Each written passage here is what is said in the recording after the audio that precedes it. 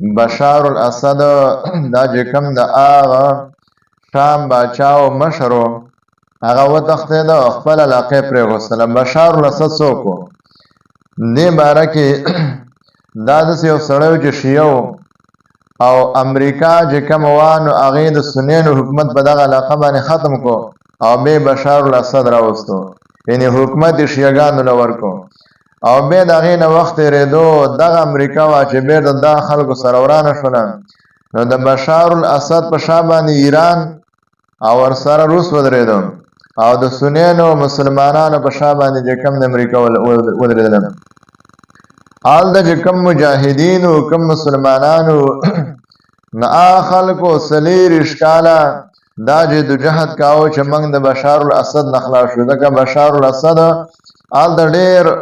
ظلمونه کول، خپل یو باچاحت یې چې کوم دی شروع کړی و چې څومره بې د لاسه کېدله نو خلکو ته بیا ضرر او نقصان ورساوه. بیا وشوله داسې چې الله تعالی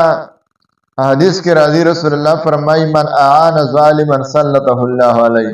څوک د ظالم مرسته کوي الله تعالی ظالم په ده مسلط کوي. دغه بشار الاسد و چې چا راوستلی هغه ورسره بېرته خلاف شو او چې کله ورسره بېرته خلاف شول امریکانو هغې بېرته چې کوم دی دغه علاقې نه وایستو.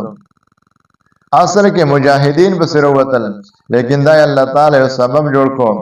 هغې نه چې کوم دی یو مسلمانانو یو انقلاب جوړ کړو، مجاهدینو هغه علاقې ازاده کړله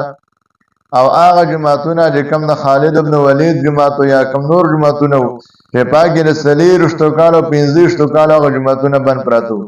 هغه بېرته کولاو شو. په هغې کې